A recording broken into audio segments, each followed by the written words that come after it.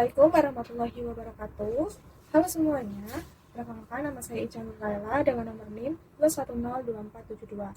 Saya merupakan mahasiswa UPI Kampus Purwakarta yang sedang melaksanakan program penguatan profesi kependidikan atau PPKK yang ada di SDN Ekologi Kahuripan Pajajaran. Nah, pada kali ini saya akan membagikan video pembelajaran bahasa Indonesia kelas 2. Yuk kita simak videonya. Halo anak-anak semua, bagaimana kabar kalian hari ini? Sudah siapkah kalian belajar?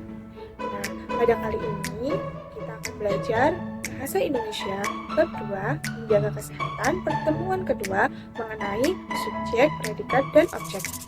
Mari kita belajar bersama-sama. Ayo kita membaca cerita dengan judul Kacamata Kadek. Kemarin Kadek memeriksakan matanya. Kata dokter, Kadek harus memakai kacamata. Kadek tidak mau. Bagaimana jika teman-teman mengejeknya? Bagaimana jika dia tidak bisa bergerak bebas? Kadek menyimpan kacamatanya. Namun, tulisan di papan tulis jadi susah dibaca. Kadek juga jadi sering tersandung. Bagaimana ini? Kadek terpaksa memakai kacamatanya. Wah, semua jadi terlihat lebih jelas. Ternyata Kadek memang perlu bantuan kacamata. Bagaimana ceritanya? Seru ya? Nah, sekarang Ibu akan ajak kalian untuk membaca. Ibu akan memberikan daftar kata dari cerita. Bacalah kata-kata tersebut dengan lantang ya.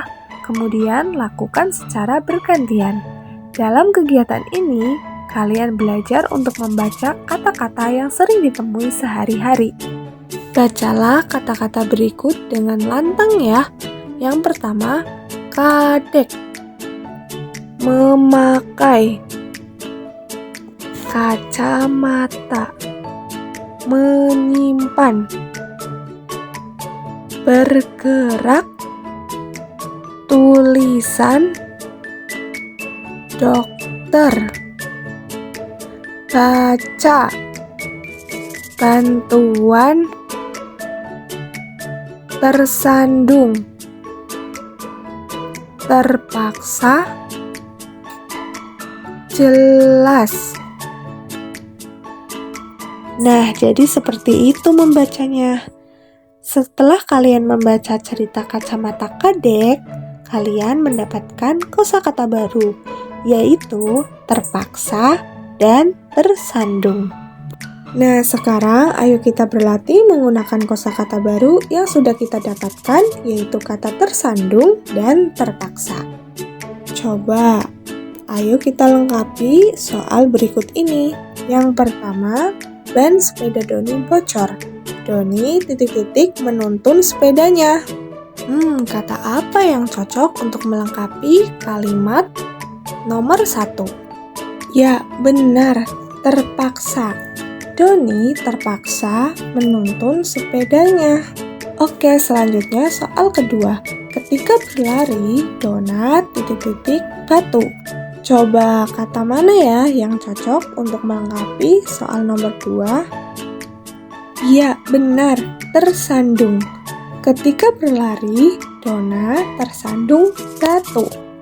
Gimana? Mudah kan? Wah, kalian hebat ya. Nah, sekarang kita akan belajar mengenai pola kalimat SPO. Apa itu SPO? S-nya adalah subjek, P-nya adalah predikat, dan O-nya adalah objek. Subjek adalah pelaku seperti orang, hewan, tumbuhan yang melakukan aktivitas tertentu dalam sebuah kalimat.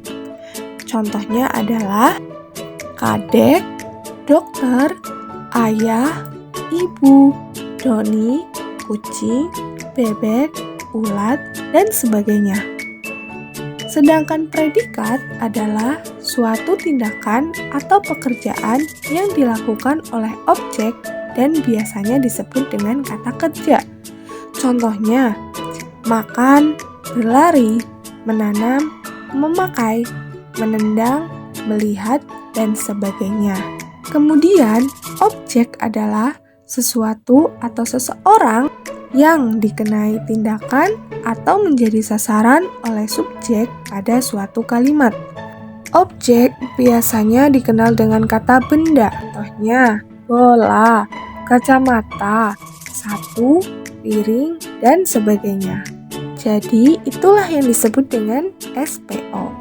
Oke, yang selanjutnya ini ada contoh kalimat dengan pola kalimat SPO. Tapi sebelum ke contohnya, Ibu akan menjelaskan bahwa kalimat berpola SPO adalah kalimat yang unsur-unsurnya terdiri dari subjek, predikat, dan objek. Coba perhatikan kalimat berikut ini. Kadek menyimpan kacamatanya. Di sini, kadek sebagai subjek karena kadek ini merupakan orang atau pelaku yang akan melakukan sebuah tindakan. Kemudian menyimpan. Menyimpan ini disebut predikat karena menyimpan adalah kata kerja. Kemudian kacamatanya. Kacamatanya ini sebagai objek karena kacamata merupakan kata benda. Oke, yang selanjutnya ada contoh kalimat SPO lainnya.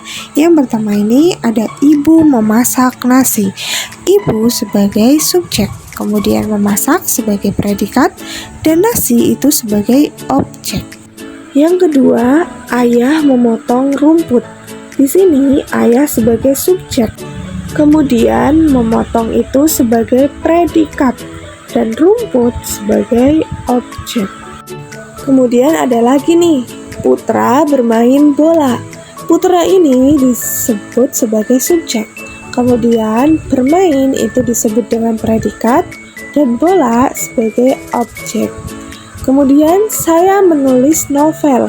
Saya ini merupakan subjek, menulis itu predikat dan novel adalah objek.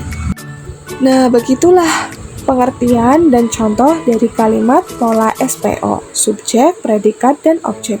Semoga kalian dapat memahami ya. Sekarang, ayo kita berlatih.